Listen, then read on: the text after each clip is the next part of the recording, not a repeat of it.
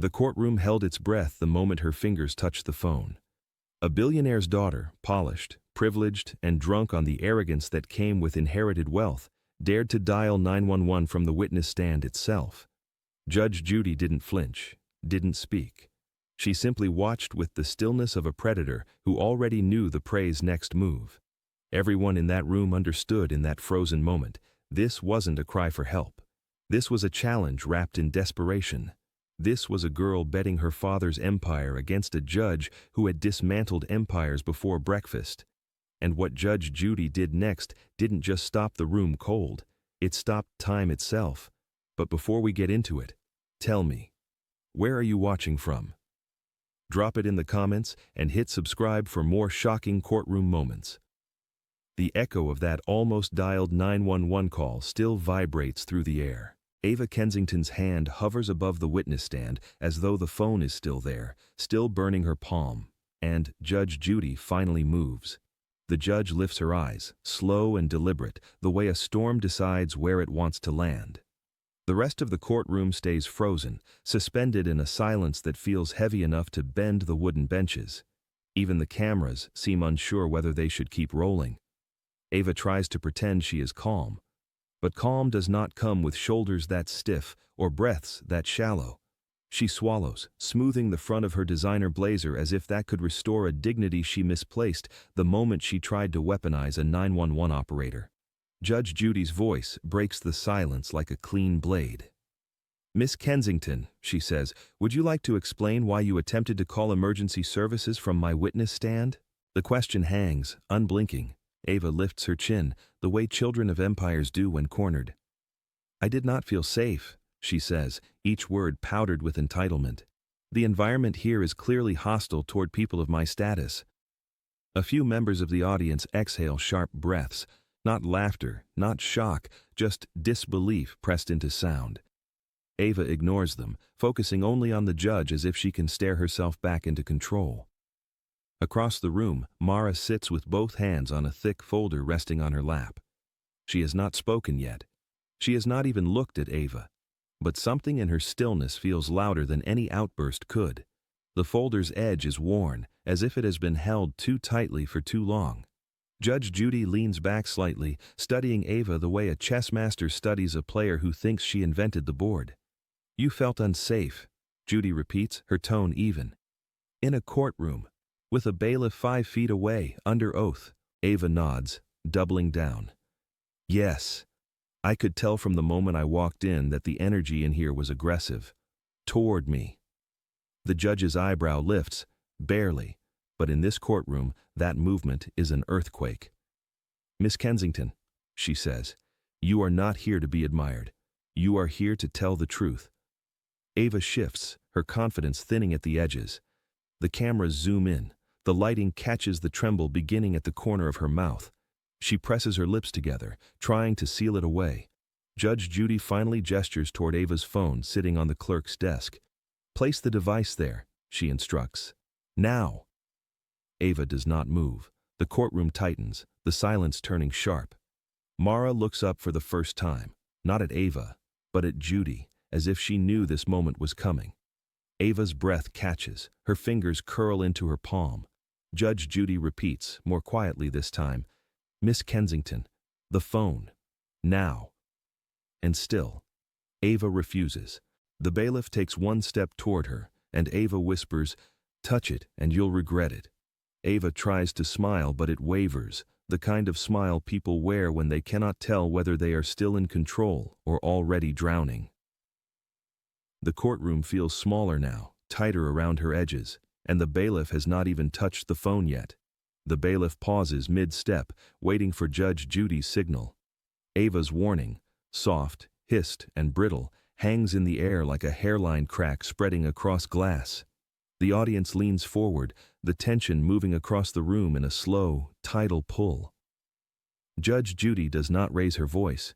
She does not need to. "Miss Kensington," she says evenly, "your threats do not work here. They do not work anywhere, truthfully. They only reveal fear." Ava stiffens, but the reaction is too quick, too revealing. She tries to smooth it by adjusting her blazer sleeve again, but the gesture only highlights how jittery her fingers have become. "I am not afraid," Ava insists, though her voice betrays a faint tremor. "I am asserting my right to protect myself. My family pays more in taxes than most people in this room make in a decade. That should count for something in terms of respect." A low wave of murmurs ripples through the audience, disbelief folding into irritation. Even the cameras tilt slightly, as if trying to capture the moment arrogance confronts its own reflection. Judge Judy keeps her gaze steady on Ava, her silence the courtroom's loudest force. "So," she says slowly, "you believe wealth entitles you to violate courtroom procedure." Ava opens her mouth, then closes it, unable to find footing in a question that exposes her logic so bluntly. She shifts her weight, her confidence shrinking under the fluorescent lights that now seem harsher, less forgiving. Across the aisle, Mara sits still, hands resting lightly on the folder in her lap. She watches Ava with an expression that is not anger, not triumph, just a tired understanding. The kind that grows from knowing someone who has hurt you believes they are invincible. Judge Judy finally nods to the bailiff. "Retrieve the phone." The bailiff steps closer, and Ava's eyes widen before she masks it. "If you touch my property without legal cause," she warns again, "my father's attorneys will shut this entire circus down." The judge lets the words settle. Then she speaks with a calm that slices more sharply than anger ever could. "This is not a circus, Miss Kensington. This is a courtroom, and right now, you are performing." A few quiet gasps float up from the gallery. Ava's composure cracks a fraction, her smile too tight, her blinking too rapid. Her breathing becomes shallow, as though the walls are inching inward. Mara shifts for the first time, the folder moving slightly against her lap. Ava notices the movement and immediately looks away, pretending she did not. Judge Judy leans forward, her voice lowering just enough to pull the entire room into her gravity. "You will place the phone on the clerk's desk, or the bailiff will do it for you. Those are your only two options."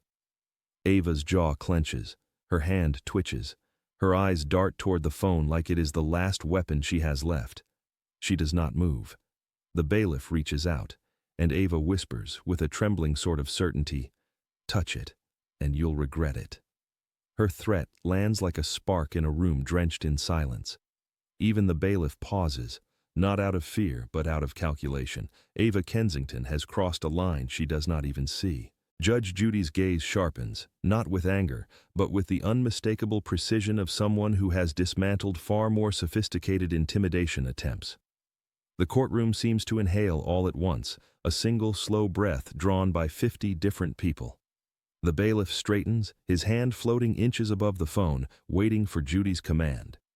Ava sits rigid, her expression a blend of panic and privilege, each battling for control. Judge Judy finally speaks. "Miss Kensington," she says, "are you threatening an officer of the court?" Her voice is calm. Too calm. The kind of calm that makes the wooden benches seem to shift closer, as if drawn in by gravity. Ava blinks rapidly, her confidence dimming with every flutter. "I am stating my rights," Ava replies, though the words stumble on their way out. "I have legal protections. My family's attorneys, they are already on standby. They will shut this entire—" She stops herself before repeating the word circus, realizing too late it is a losing weapon. Judge Judy tilts her head slightly, the motion small but devastating. "I do not respond to threats," she says quietly. "But I do respond to dishonesty." A murmur ripples through the audience, soft but sharp, and Ava's eyes snap toward them. She tries to reclaim dominance with a glare, but it bounces off the room like a dull stone. Across from her, Mara sits absolutely still. She has not raised her voice. She has not made a single accusation since the proceedings began. But now her eyes lift, just enough to meet Ava's. Ava flinches. It is small, but real. Mara lowers her gaze again, hands resting atop the folder in her lap. The folder Ava has refused to look at since walking into the courtroom. The folder whose weight seems to grow heavier with every beat of silence. Judge Judy notices. "Mara," she says, "is that the documentation you referenced earlier?" Mara nods once. Ava's breath catches audibly. Judy shifts her focus back to Ava. You claimed Miss Ortiz fabricated claims against you, that this case is simply an attack on your reputation. This folder may say otherwise. Ava's posture collapses a fraction, her shoulders dropping before she remembers to pull them back up. That folder is... It is irrelevant, she stammers. It contains personal conversations taken out of context. Then we will see the context, Judge Judy replies. Ava's eyes widen, her composure fractures under the fluorescent lights. No, you cannot admit, you cannot allow, that folder is private property. Judge Judy doesn't blink. Truth, she says, does not become private simply because it is inconvenient. The room hums with the kind of silence that signals imminent detonation. Judy extends her hand toward Mara. Please bring the folder to the bench. Mara rises, each step measured, the soft shuffle of paper inside the folder whispering through the courtroom. Ava closes her eyes for half a second, a moment of raw fear breaking through her gilded armor. As Mara approaches, Judge Judy says, without looking at Ava, there is something in this folder you hoped would never surface. The moment Judge Judy opens the folder, Ava Kensington stops breathing. Not metaphorically, she actually forgets how. The room senses it, the way an animal senses a shift in the wind before a storm. The papers whisper against each other as Judge Judy flips to the first page. The sound is soft, but in the courtroom's thick silence, it echoes like a warning bell. Ava watches her own future unravel one sheet at a time. Her hands tremble beneath the desk, nails digging into her palm as if she is trying to hold herself together by force. Judge Judy studies the contents with the calm of someone who has seen every kind of deception and knows exactly what each kind looks like under light. Her eyes track each line, her brow tightening by one imperceptible degree. Mara, Judy says, not looking up yet. When were these printed? Mara's voice is steady. 3 months ago, Your Honor. Ava flinches. 3 months. That is long before she claimed Mara suddenly turned on her. Long before she painted herself as a victim of fabricated accusations. Long before her attempted 911 call meant to cast the courtroom as unsafe rather than her behavior as unacceptable. Judge Judy turns the page. The second sheet contains a series of messages. Not friendly, not professional, but dripping with entitlement. Threats dressed as instructions. Warnings disguised as advice. And one line that, even printed in black and white, feels like a slap. I will end your career if you embarrass me again. A.K. A few soft gasps break the silence. Ava closes her eyes as if darkness could make evidence disappear. Judy glances up. Miss Kensington, these are your words. Ava swallows. Those were taken out of context. Then provide the context, Judy offers, folding her hand. Mara's eyes lift, soft, almost resigned, as if she has heard these accusations too many times to feel them anymore. Judge Judy cuts in with quiet precision. Then tell me, Miss Kensington, how does threatening someone's livelihood qualify as self-defense? Ava freezes. Her lips part, but no excuse emerges. She is unraveling not in explosive bursts now, but in slow-motion fractures, a collapse she cannot disguise. Judge Judy leans slightly forward. Would you like to continue speaking, she asks, or shall I play the rest of the recording? Ava's voice shrinks to a whisper. Please do not. Judy's finger hovers over the play button, and Mara quietly says, there is more you need to hear. The moment the audio resumes, the air changes. Not a shift, a collapse. Ava's own voice pours into the room like gasoline, and every word is a match. Judge Judy lets the next recording play without a single glance toward Ava. The courtroom dims around the edges, pulled inward by the gravity of what is unfolding. Ava's voice fills the speakers. Do not forget who you work for.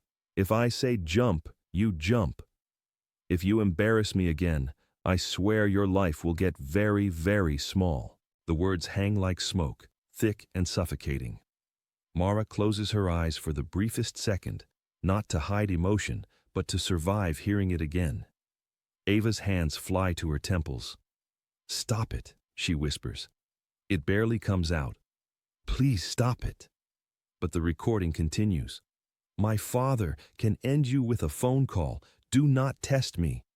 Several people in the audience shift in their seats, discomfort prickling across the room. The bailiff stiffens. Even the cameras feel different now, quieter, like they understand the seriousness of what they are capturing. Judge Judy pauses the audio at that exact line. She does not raise her voice. She does not lean forward. She simply asks, "Miss Kensington, is this also a joke?" Ava shakes her head, eyes glassy. I was venting. It was frustration. I did not mean any of it." "Then why," Judy says, still calm, "does your frustration sound identical to intimidation?" Ava swallows hard. Her throat moves in one tight motion, like she is trying not to choke on her own excuses. Mara finally looks toward her, not angry, not triumphant, but with a quiet exhaustion, the kind that comes from carrying unacceptable truth for too long. "There is one more file on the drive," Mara says softly. Her voice is steady, but the room feels the tension behind it. Ava's head snaps toward her. No, there is not. There is nothing else. That is all taken out of context. She edited these. She planned this. Judge Judy cuts in with surgical precision. "Miss Kensington, your panic is not evidence. The truth is." A hush sweeps over the courtroom. Judy clicks the next file. Ava's voice returns, but this time it is softer, darker, closer to confession than threat. "People like her forget their place. I can fix that." Ava jolts upright. "That was not me. That cannot be me. That is fake." But her own face tells the truth. She recognizes the tone, the venom, the intent. Judge Judy folds her hands. "Mara, what exactly does the final file contain?" Mara hesitates, then answers quietly. "The moment she admitted why she really went after me." Ava's entire body freezes. Her eyes widen, breath stalling, a trapped animal recognizing the cage was always invisible. Judge Judy clicks the file, and the room braces as Ava whispers, "No, not that one, please." If you were in that courtroom, hearing a powerful voice crumble under its own words, would you speak up or stay silent? Ava's knee starts bouncing beneath the desk, a small movement, but the kind that reveals everything. The USB drive gleams under the courtroom lights like a tiny, silent witness, and Judge Judy is ready to press play. The bailiff brings the drive forward, placing it gently beside the judge's monitor, as though it were something fragile, volatile, or both. The room shifts again, breaths held, the tension tightening like a belt pulled one notch too far. Judge Judy nods once to the clerk. "Load the file." Ava jolts upright. Wait. No, that is not necessary." Her voice trembles, the practiced arrogance drained from it. She looks smaller now, not physically, but in presence, as though the truth has already begun erasing the space she used to fill. Judy does not acknowledge her interruption. That silence alone is enough to make the audience lean forward. The monitor flickers. A timestamp appears. Mara's eyes lower. She knows exactly what is coming. Ava grips the edge of the witness stand so tightly, her knuckles turn pale. The video begins. A dimly lit parking garage fills the screen, harsh overhead lights casting long shadows across cement pillars. The sound of footsteps echoes, confident, clipped, unmistakably Ava's. She walks into frame, designer heels striking the concrete like a metronome of entitlement. Mara appears moments later, backing up slightly as Ava steps toward her, and then the audio plays. "You think you can talk back to me? You think you can embarrass me and walk away from it?" Ava's real-time reaction in the courtroom is immediate. Her shoulders cave inward, eyes widening as though she is watching a stranger wearing her face. It was not like that," she stammers. "She cornered me.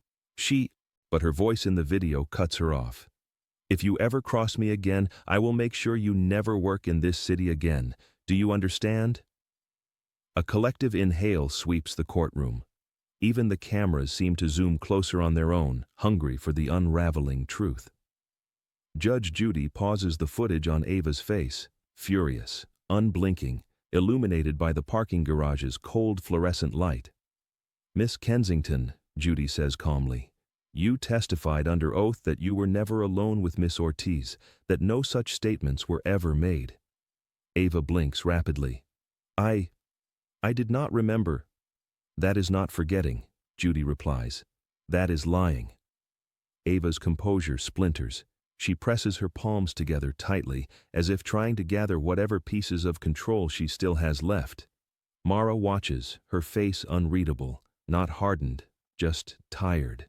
The exhaustion of someone who tried to tell the truth long before anyone believed her. Judge Judy gestures back to the screen. There are a few seconds left.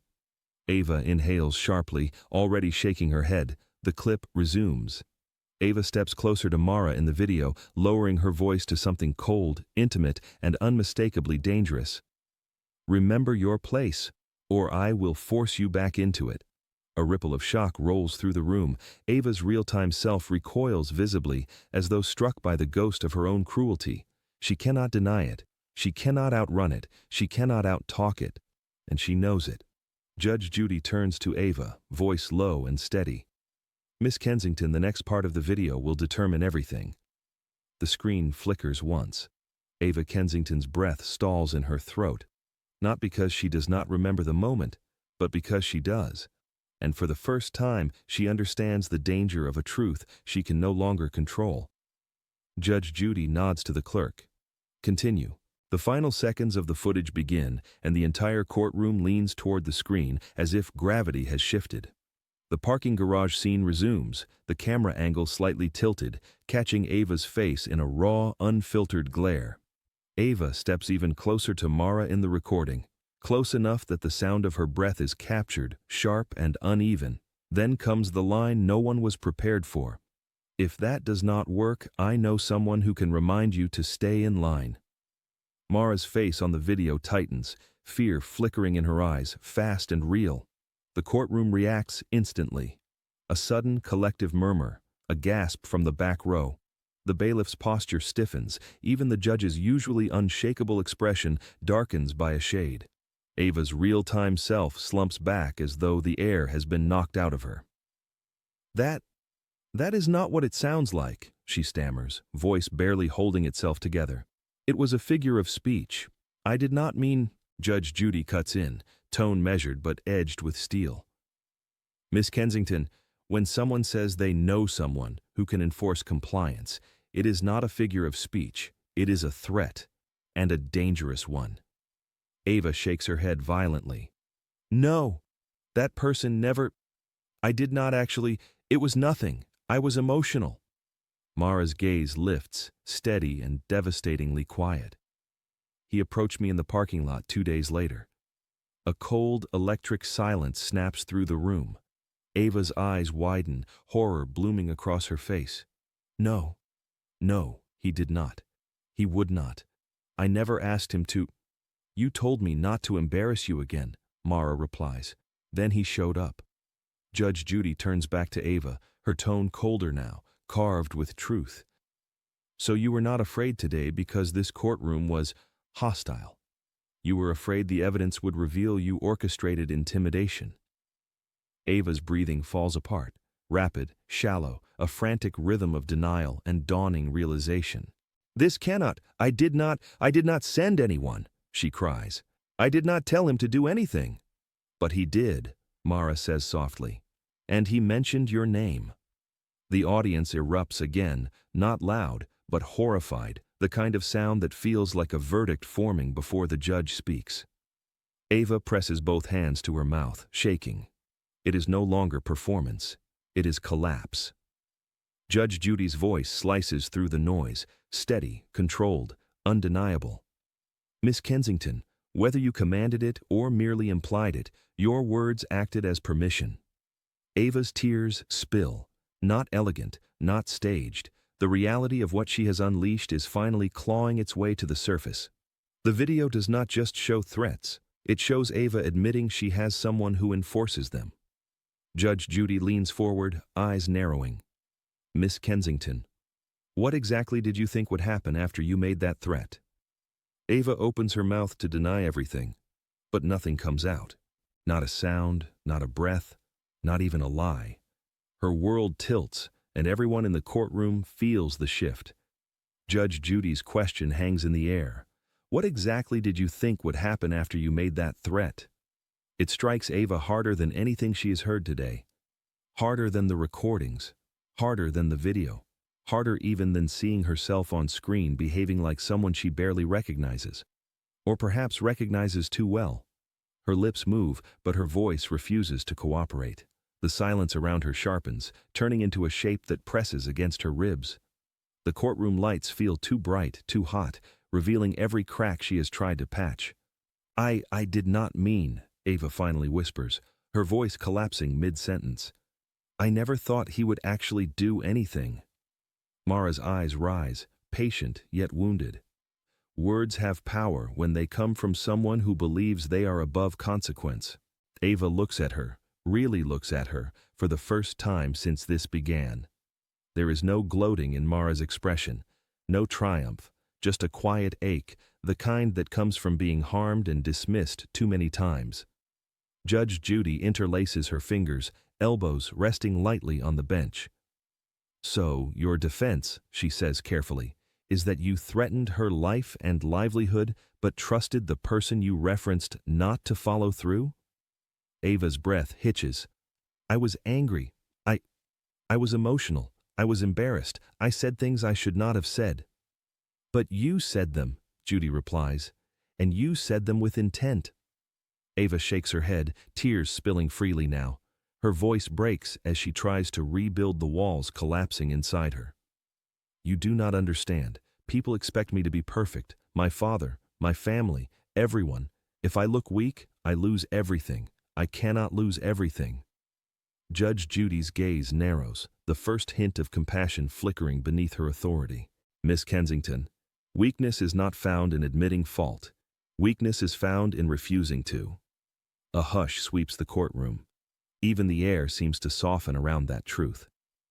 Ava looks down, staring at her trembling hands like they belong to someone else. The facade she came in wearing, crafted from money, fear, and inherited confidence, has finally begun to disintegrate. Mara speaks again, gently this time. I never wanted to destroy you. I just wanted you to stop destroying me. Ava flinches. The words land where her armor used to be. Judge Judy studies Ava's unraveling for a long moment. Then, with a voice that carries no anger, only truth, she asks, Did your father make that police report disappear, or did you? The courtroom goes still. Ava's head jerks up, her pupils dilate, her breath breaks into pieces. The question slices through her like something she could not prepare for, because she knows the answer, and so does Judge Judy. Ava's voice trembles as she tries to speak, but before she can, Mara whispers, You should tell them. You should finally tell the truth. Do you think remorse can erase guilt? Or does justice still demand consequences? Ava Kensington's breath stumbles as if her lungs have forgotten how to work. The question about the vanished police report clings to the air like smoke. And suddenly, the courtroom feels too small to hide in. She blinks rapidly, vision blurring at the edges as Judge Judy waits, steady, unmovable, almost unbearably patient. Ava is used to many things, being feared, being deferred to, being rescued before she even realizes she's in danger. But she has never been required to stand this naked in the truth. Her fingers twist into each other. I never said I didn't ask him to do anything illegal. But someone did, Judge Judy replies. Reports do not disappear on their own. Ava's voice trembles. You don't understand how people treat my family. They bend rules for us whether we ask them to or not. Mara's eyes lift, soft but wounded. That's the problem, she says quietly. You never had to ask. Ava turns toward her, eyes glassy. I didn't know. I swear I didn't. Her voice breaks, the pitch fracturing like thin ice. Judge Judy rests her elbows on the bench, not aggressive, not angry, but with the quiet force that cleaves through excuses. Miss Kensington, when you threaten someone using your family's influence, you cannot pretend to be shocked when that influence follows through. Ava's lower lip trembles. The realization hits her visibly. She planted the seed, and someone else simply watered it. The courtroom murmurs, a ripple of horrified empathy and restrained judgment. Even the cameras seem to slow, capturing each flicker of emotion across Ava's face. Mara folds her hands in her lap. Her voice is steady, almost too gentle for the weight of what she says next. When he followed me in the parking lot, he said he was doing you a favor. Ava's eyes snap shut, tight, desperate, as if she could outrun the image. No, she whispers. No, no, no. I never wanted that. I just wanted her to stop. Everything kept spinning and I couldn't let anyone see me fail. I couldn't let my father find out I'd made another mistake. Judge Judy's gaze softens by a fraction, though her tone remains carved from truth. Fear of failure does not excuse cruelty. Ava's breath shudders. I know. And fear of your father, Judy continues, does not excuse the destruction of another woman's safety, livelihood, and dignity. Ava's shoulders collapse inward. I know, she repeats, quieter, more broken. For the first time, she looks truly human, stripped of privilege, stripped of pretense, stripped of the armor she mistook for identity. Mara speaks again, not with anger, but with ache. All I ever wanted was for you to treat me like a person, not a problem. Ava presses both hands to her face, tears sliding through her fingers. It's not performance, it's release. A years-long dam breaking. Judge Judy gives her a moment, the rare gift of silence that isn't condemnation, but consequence. Then, Miss Kensington, Judy asks, voice low but firm, before I move forward, do you want to explain why you lied under oath about never meeting Mara alone? Ava freezes, her hands drop, her eyes widen. There is something else, something deeper. She has been hiding. Ava opens her mouth, trembling, and finally whispers, there's more you don't know. Ava Kensington's whisper lingers in the air. There's more you don't know. And for the first time today, the courtroom does not lean away from her arrogance, but toward her fear. Judge Judy watches her carefully, the way a surgeon watches a patient just before making the incision. No judgment, no interruption, just stillness, and the power that comes with allowing truth to arrive on its own. Ava takes a shaky breath. Mara didn't turn on me. Her fingers tighten around each other, twisting, trembling. I turned on her. Mara looks up slowly, confusion flickering through her eyes. She was braced for another denial, another excuse, but not this. Ava continues, voice cracking at the edges. We weren't enemies, not at first. She actually helped me, more than she should have. Judge Judy tilts her head. In what way? Ava looks down at the desk in front of her, unable to meet anyone's eyes. There was an internal review at my father's company. I made a mistake. A big one that could have embarrassed him publicly. She swallows. Mara covered for me. A ripple of shock moves through the room. Mara's breath catches. She blinks, stunned. Not because the statement is false, but because she never expected Ava to speak it out loud. Ava had always treated that moment of mercy as leverage, not gratitude. Ava continues, words tumbling out now, raw and unvarnished. She protected me. She lied for me. She saved my job, and I told myself I deserved it, that it was her duty. Her voice falters. I never thanked her, not once. The memory weighs on her shoulders like a verdict long overdue. Judge Judy leans in slightly. And when she refused to lie again? Ava breaks, not loudly, not dramatically, but in a quiet, devastating collapse. That's when I turned on her, she whispers. Not because she hurt me, not because she embarrassed me, but because she did the right thing and I didn't. Mara's eyes soften with something more painful than anger. Recognition. She finally speaks. Ava, I didn't tell anyone. I wasn't trying to expose you. I just couldn't cover for you again. It wasn't right. Ava covers her face, tears sliding between her fingers. I know. And instead of owning my mistake, I punished you for it. Judge Judy lets the moment sit, giving the weight of Ava's confession room to settle into every corner of the courtroom. This isn't just arrogance anymore. This isn't just entitlement. This is a young woman who built her identity on the illusion of perfection and collapsed the moment someone refused to participate in it. Judy's voice cuts gently through the silence. Miss Kensington, truth has a way of finding its way forward, even when we bury it under fear. Ava nods, shattered. But Judy is not finished. Mara, she says, turning her gaze toward the plaintiff, your statement earlier. Would you read it now? Mara hesitates, the paper trembling in her hands as she rises. Ava stiffens, because she knows exactly what is written there. And she knows this is the moment everything changes. Mara unfolds the page, looks directly at Ava, and says softly, this is the part you've been afraid of since the beginning. Ava Kensington does not move. Not when Mara lifts the paper. Not when the courtroom shifts into hushed anticipation. It's as if every choice she made is finally sitting beside her, heavy enough to pin her in place. Mara's voice begins soft, gentle even. But the softness does not dilute the truth. In fact, it sharpens it. She reads, I believed Ava Kensington was capable of kindness. I saw her struggle, and I chose to support her. But when I refused to lie for her a second time, she tried to dismantle my life instead. Ava squeezes her eyes shut. The words land like stones, slow, deliberate, impossible to dodge. Mara continues, her tone steady but aching. I didn't report her out of revenge. I reported her because I feared what she would become if no one ever told her no. The courtroom shifts. A few people inhale sharply, their sympathy subtly expanding.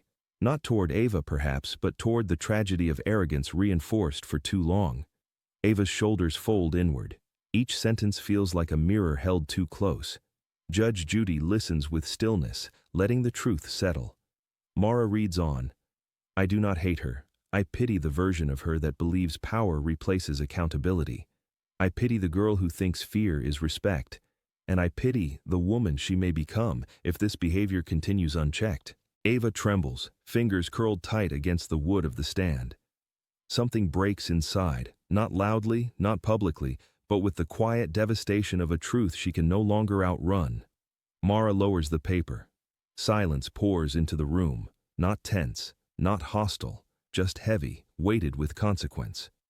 Judge Judy leans forward, voice lowered, the edges softened but firm. Miss Kensington, do you understand the harm your choices caused, not just professionally, personally? Ava nods, barely able to lift her head. Yes. Do you understand that loyalty is not something you can demand? It's something you earn. Ava wipes her face, voice cracking. I thought if I looked weak, everything would fall apart. Judy's expression shifts, a small, nearly invisible flicker of empathy. Strength does not come from control, Miss Kensington. It comes from integrity. Ava's tears fall again, slower this time. Not panic tears, not fear tears, but the kind that come when someone finally sees themselves clearly. Mara watches her, not with triumph, but with profound exhaustion. They are two women sharing the fallout of one woman's fear. Judge Judy gives Ava a long moment, a gift, a space to breathe. Then she straightens, and the atmosphere in the courtroom firms once more. Miss Kensington, she says, before I issue my judgment, I need clarity. Ava lifts her gaze, fragile, waiting. Judy's eyes hold her steady. Were your actions, your threats, your lies, your intimidation, motivated by cruelty or fear? Ava opens her mouth, stunned. It's a question she hadn't prepared for, a question no script of arrogance can answer. Her voice shakes as she begins. I think it was... She stops mid-sentence, eyes widening as a new realization crashes over her, and she whispers, barely audible. Oh my God, I know why I did it. Ava's realization hits her so suddenly, her whole body reacts. A sharp inhale, a visible jolt, a hand clutching at the edge of the stand as if the truth itself has weight. And the courtroom watches as a woman finally confronts herself. Judge Judy doesn't speak. She doesn't need to. Her silence becomes a mirror, and Ava is forced to look into it. Ava's voice trembles. I know why I did it. She brings a shaking hand to her mouth, as though trying to contain something too large, too raw. I wasn't trying to hurt her. I wasn't trying to ruin her life. Mara flinches, just barely, not believing yet, not ready. Ava looks up, eyes glossy, but clearer than they've been since she entered the courtroom. I was trying to protect me. Judge Judy waits, steady as stone. Ava continues, her voice cracking open. My whole life people covered things for me. Teachers, assistants, executives, even my own mother. Everyone cleaned my messes before I even understood I made them. She swallows hard. I never learned how to fix my mistakes, only how to hide them.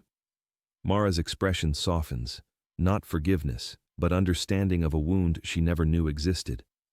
Ava presses on, each word trembling with confession.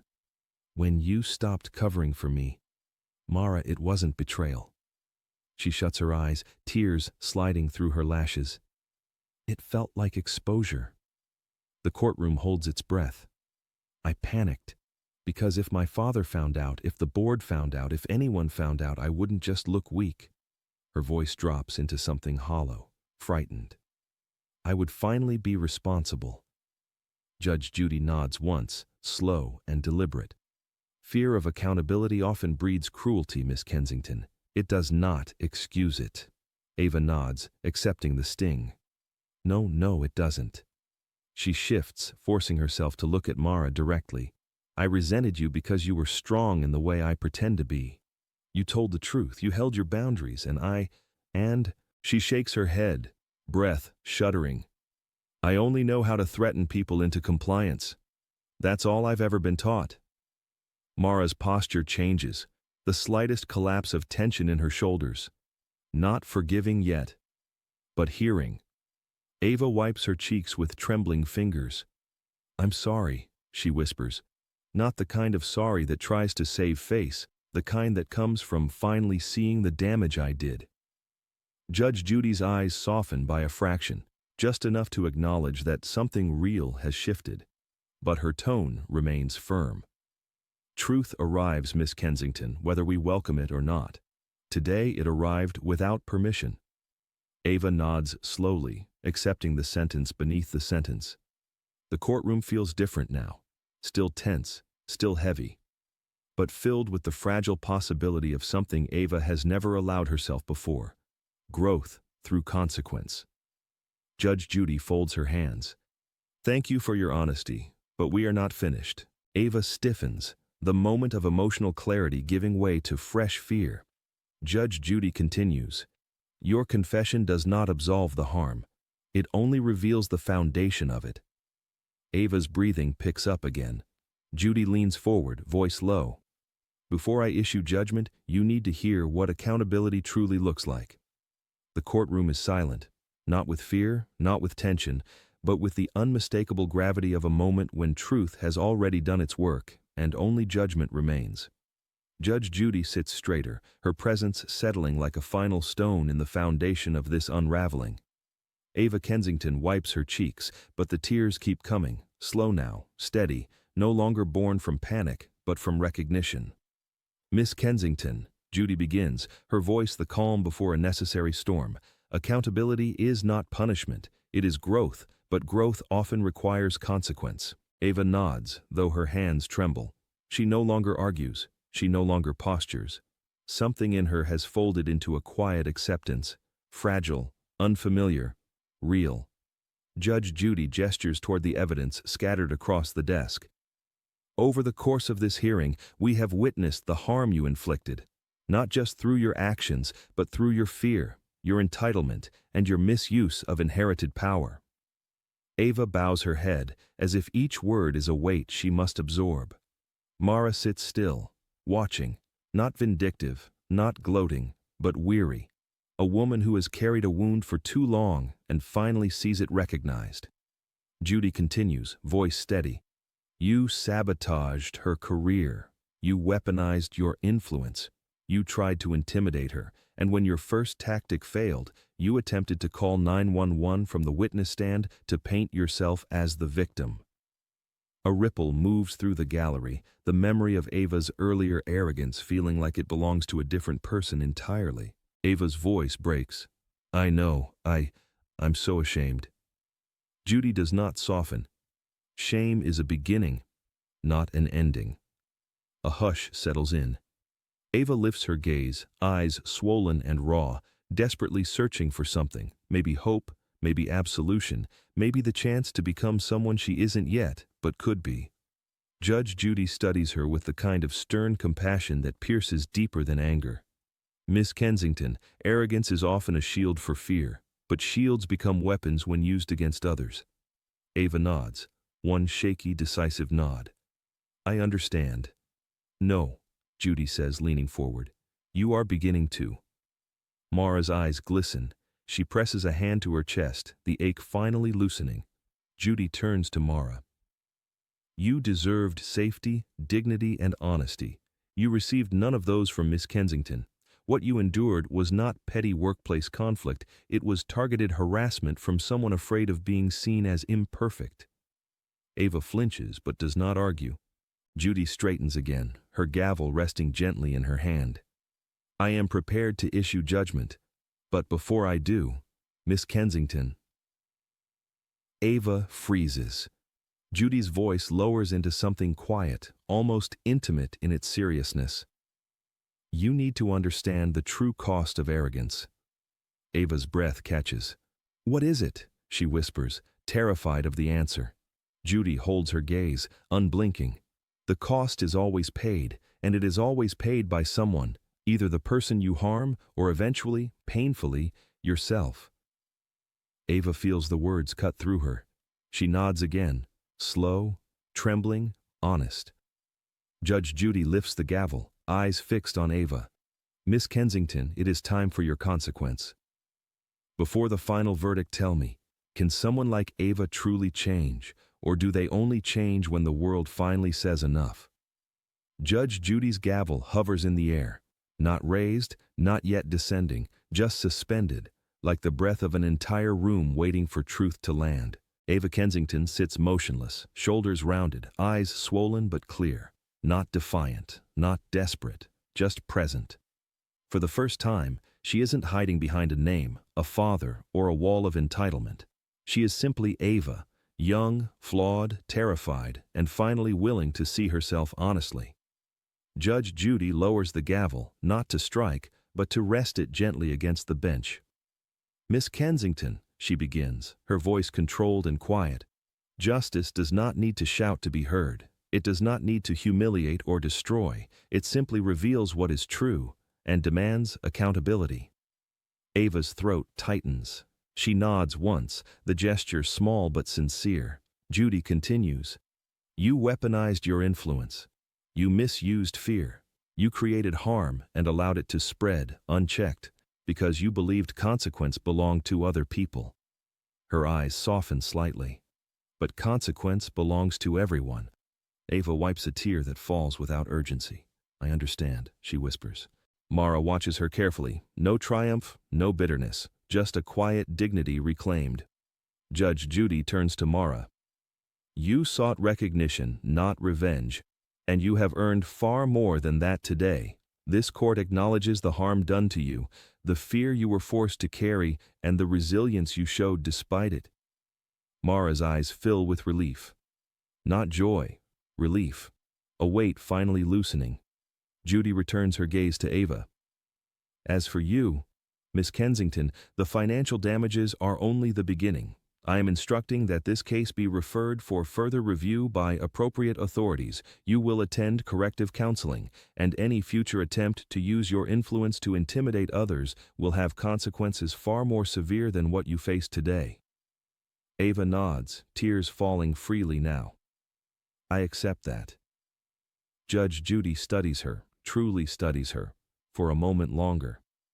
Good, because acceptance is the first step, change is the second. The courtroom breathes again, slow, cautious, collective. Ava turns slightly toward Mara, voice trembling but sincere. "I'm sorry," she whispers. "Not for the cameras. Not for the court. For you." Mara's eyes soften. A small nod. Not forgiveness, but something that might one day grow into it. Judge Judy lifts the gavel. Not harshly, not dramatically, just with the quiet certainty of someone who knows justice doesn't need volume to have force. "Judgment is entered for the plaintiff," she says. "This matter is concluded." The gavel taps once, a soft, almost gentle sound. Ava closes her eyes, exhaling a breath she has been holding for years.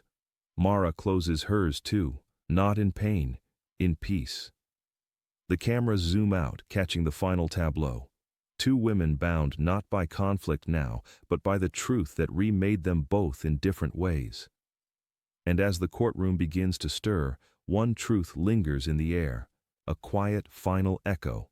Arrogance can build empires, but only humility can rebuild a life.